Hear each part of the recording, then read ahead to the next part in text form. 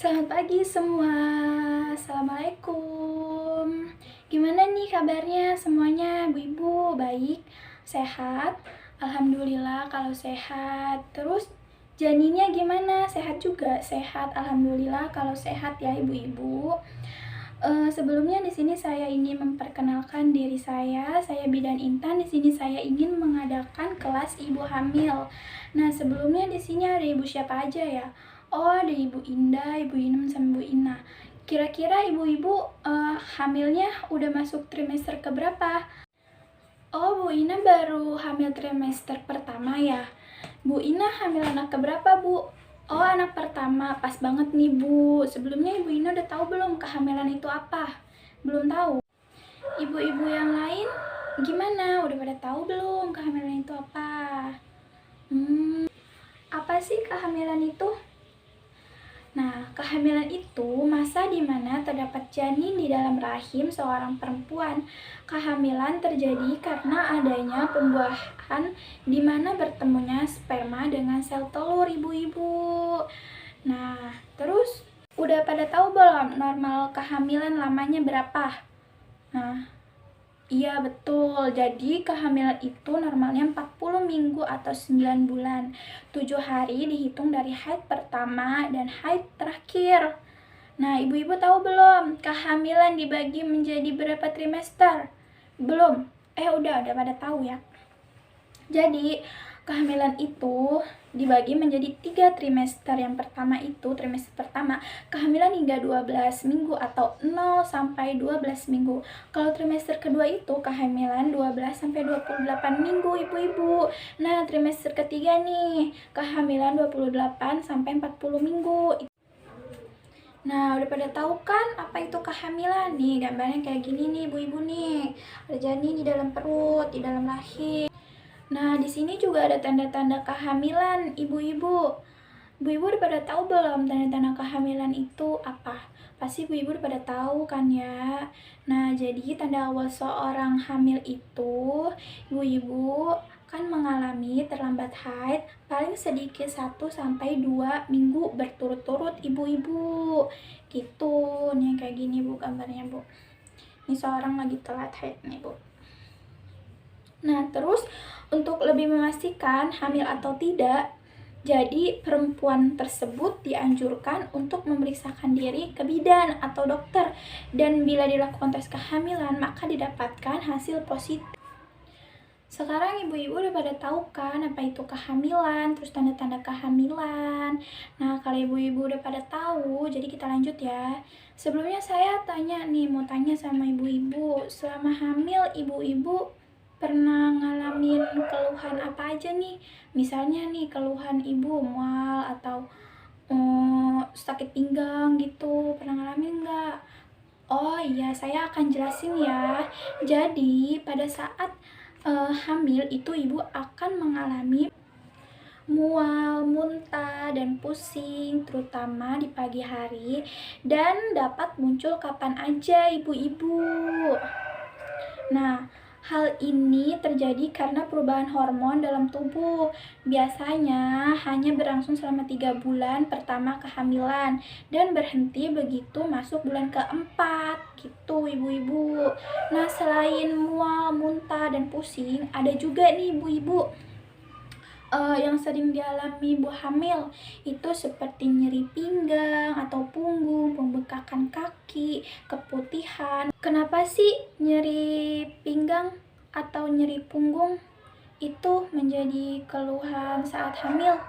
Nah, jadi kehamilan juga mempengaruhi keseimbangan tubuh karena cenderung berat di bagian depan. Untuk menyeimbangkan berat tubuh, maka ibu akan berusaha untuk berdiri dengan condong ke belakang sehingga ibu akan merasakan nyeri di bagian punggung. Gitu, ibu-ibu. Nah, terus ada juga nih pembengkakan kaki.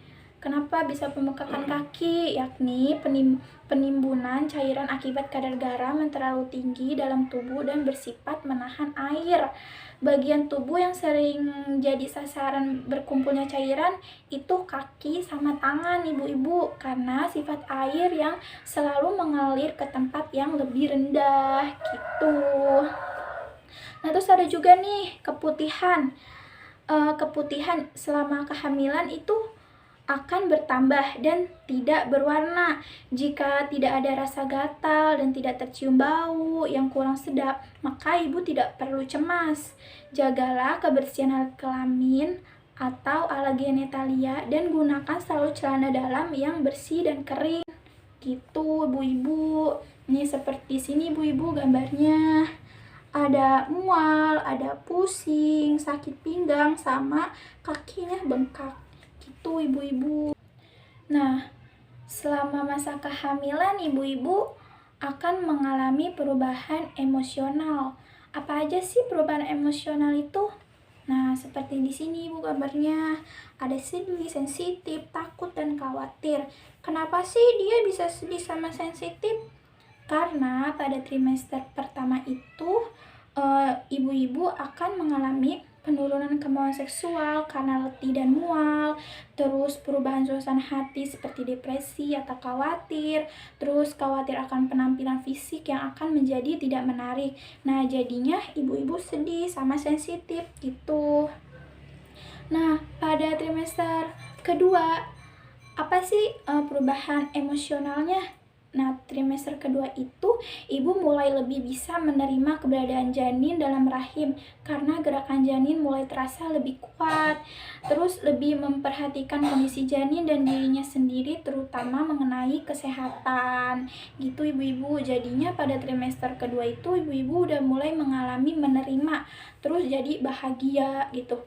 Nah, terus pada trimester ketiga itu ibu-ibu perubahan emosionalnya apa? Ibu-ibu pada trimester ketiga itu akan mengalami perubahan emosional seperti takut dan khawatir.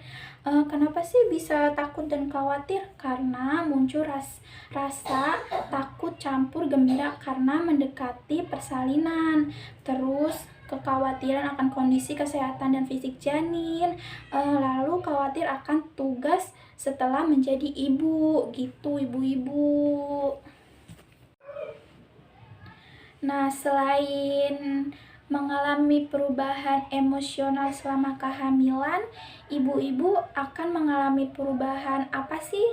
Nah, jadi ibu-ibu selama kehamilan juga akan mengalami perubahan tubuh. Nah, contohnya seperti ini nih, seperti yang digambar ini. Yang pertama itu ada perubahan pada payudara. Perubahan pada payudara itu payudara dan puting jadi lebih lembut sekitar 3 minggu setelah pembuahan terjadi atau ketika haid terlambat sekitar seminggu bu ibu. Kadang-kadang payudara terasa membengkak, mirip yang ibu rasakan menjelang haid kan? Nah, terus membesarnya payudara ini karena kelenjar-kelenjar air susu membesar dan menyimpan lemak sebagai persiapan menyusui ibu-ibu. Puting payudara dan daerah sekitarnya juga berwarna lebih gelap gitu. Nah, terus ada juga nih peningkatan berat badan. Peningkatan berat badan pada akhir trimester pertama itu ibu akan kesulitan untuk memasang kancing rok atau celana panjang. Bener gak ibu-ibu? Jadi hal itu bukan berarti adanya peningkatan berat badan yang banyak, tapi karena rahim berkembang dan memerlukan ruang, dan ini semua karena pengaruh dari hormon estrogen yang menyebabkan pembesaran rahim dan hormon progesteron yang menyebabkan tubuh akan menahan air. Gitu ibu-ibu. Nah, terus ada juga nih perubahan pada kulit. Perubahan pada kulit ibu-ibu. Nih seperti ini nih perubahan pada kulit. Perubahan pada kulit ini, keadaan ini disebabkan oleh adanya kelebihan pigmen pada tempat tertentu seperti pada kedua pipi dan sekitar hidung. Atau perubahan pada kulit ini bisa disebut juga topeng kehamilan ya ibu-ibu. Sekitar puting susu itu seperti areola, mamae, dan di atas tulang kemaluan sampai pusar yang biasanya akan menghilang setelah melahirkan. Jadi perubahan pada kulit ini akan menghilang setelah melahirkan ya ibu-ibu, jadi nggak perlu khawatir. Nah, jadi kapan sih dilakukannya pemeriksaan kehamilan atau pemeriksaan pemeriksaan kehamilan dilakukan berapa kali sih? Ada yang tahu nggak ibu-ibu pemeriksaan kehamilan itu berapa kali? Nah, iya, jadi pemeriksaan kehamilan itu dilakukan itu 6 kali selama masa kehamilan, yaitu 4 kali di bidan, terus 2 kali di dokter kandungan gitu ibu-ibu.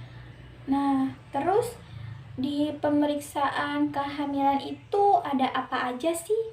Nah, di sini ada pemeriksaan ukur tinggi badan, terus timbang berat badan, terus ukur lingkar lengan atas atau lila, terus ukur tekanan darah, terus ukur tinggi fundus uteri.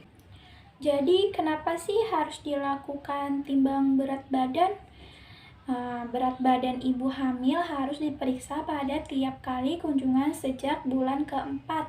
Pertambahan berat badan itu minimal 1 kg atau per bulan dan maksimal 2 kg ibu-ibu.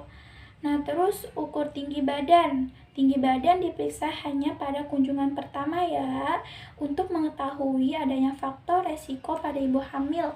Bila tinggi badan kurang dari 145 cm, maka ibu mempunyai faktor resiko panggul sempit gitu. Nah, terus ada ukur lingkar lengan atas nih atau lila. Lila diukur hanya pada saat kunjungan pertama untuk menentukan status gizi ibu hamil. Lila kurang dari 23,5 menunjukkan bahwa ibu hamil menderita kurang energi kronis gitu. Nah, terus ada juga ukur tekanan darah. Pengukuran ini dilakukan tiap kali kunjungan dan normalnya itu 120/80 dan bila 140/90 merupakan faktor resiko hipertensi untuk kehamilan gitu. Nah, terus ini ada juga dilakukan ukur tinggi fundus uteri atau TFU. Ini diukur setiap kali kunjungan sejak kehamilan 4 bulan. Pertambahan TFU harus sesuai dengan usia kehamilan. Bila tidak sesuai, maka dilakukan tes laboratorium yang dibutuhkan gitu. Nah, terus ada juga pemeriksaan DJJ ya ibu-ibu. Setelah pemeriksaan itu dilakukan, ibu-ibu akan diberikan tablet penambah darah. Tablet tambah darah diberikan minimal sebanyak 90 tablet selama kehamilan yang berguna untuk mencegah kekurangan darah selama kehamilan ibu-ibu gitu. Jadi gimana sih caranya untuk menjaga janin dan ibu agar tetap sehat? Nah, jadi gini, untuk memenuhi kebutuhan zat besi, sebaiknya ibu banyak mengkonsumsi sayuran, tempe, tahu, kacang hijau, kacang merah, telur, ikan, dan daging. Dan untuk mencegah kekurangan kalsium, sebaiknya banyak mengkonsumsi sayur bayam, katuk, singkong, susu, ikan teri, dan kacang-kacangan. Selain itu juga ibu harus istirahat yang cukup, seperti tidur malam sedikitnya itu 6-7 jam. Kalau siang hari usahakan tidur atau berbaring sedikitnya 1-2 jam ya ibu-ibu. Nah, terus ibu-ibu juga perlu nih menjaga kebersihan diri, seperti mandi 2 kali sehari, keramas setiap 2 hari sekali secara berkala, gosok gigi 2 kali sehari, cuci tangan sebelum dan sesudah makan, sesudah BAK dan BAB, jaga kebersihan payudara dan lakukan pijatan ringan untuk merangsang produksi ASI ya ibu-ibu.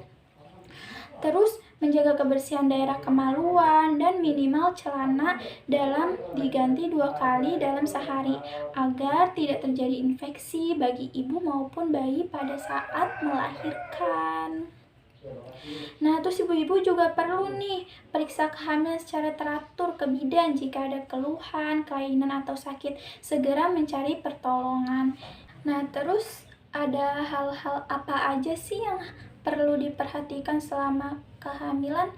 Nah, Beberapa yang harus dihindari ibu hamil agar kesehatan ibu dan bayi terjaga itu seperti kerja berat. Kerja berat ini kayak mengangkat ember yang berisi air penuh, kayak gini ibu-ibu yang ada di gambar. Lalu merokok dan terpapar asap rokok selama kehamilan karena akan mengganggu pertumbuhan janin. Terus banyak mengkonsumsi minuman yang mengandung soda, alkohol. Nah, terus saat hamil tua, ibu-ibu jangan tidur terlentang karena rahim mendesak diafragma ke atas sehingga menimbulkan sesak napas pada ibu serta mengganggu aliran darah dari ibu ke janin. Nah, terus ibu-ibu pasti udah pernah dengar kan kalau hamil itu nggak boleh makan ini, nggak boleh makan itu. Nah, jadi saya di sini akan menjelaskan ya. Yang pertama itu ibu hamil mengurangi makan supaya bayi tidak besar. Itu salah ya ibu-ibu. Justru ibu hamil perlu makan 1 piring lebih banyak dari biasanya untuk pertumbuhan dan kesehatan janin. Nah, terus ibu hamil tidak boleh makan udang, cumi, gurita, ikan laut karena akan mempersulit kelahiran bayi. Itu juga salah ibu-ibu. Justru makanan tersebut merupakan sumber protein dan kaya akan mineral seperti kalsium, yodium, dan sebagainya yang sangat diperlukan untuk pertumbuhan tulang dan otak janin. Jadi udah tahu kan ibu-ibu? Nah, terus ada apa aja sih persiapan untuk menghadapi persalinan yang aman? Nah, itu setiap ibu hamil dan keluarganya, terutama suami, harus mengetahui tanggal perkiraan persalinan ya ibu-ibu. Nah, lalu setiap ibu hamil harus memutuskan akan melahirkan dengan siapa, melahirkan dengan bidan atau dengan dokter. Nah, lalu setiap ibu hamil dan keluarganya perlu menyiapkan dana melalui tabungan ibu bersalin. Nah, lalu keluarga perlu menyiapkan kendaraan atau transportasi untuk membawa ibu yang akan melahirkan ke fasilitas kesehatan. Gitu Bu Ibu. Terus keluarga perlu menyiapkan pendonor darah yang sewaktu-waktu siap mendonorkan darahnya jika ibu mengalami pendarahan. Lalu yang terakhir itu, ibu hamil perlu menyiapkan kebutuhan persalinan seperti perlengkapan ibu bersalin, perlengkapan bayi baru lahir, alat kebersihan, buku KIA, dan alat komunikasi. Gitu ibu-ibu, seperti ini gambarnya. Ada tanyakan tanggal, terus siapkan cadangan untuk keperluan persalinan, terus ada siapkan calon pendonor darah, terus putuskan tempat dan penolong, lalu siapkan transportasi, lalu siapkan perlengkapan ibu dan bayi.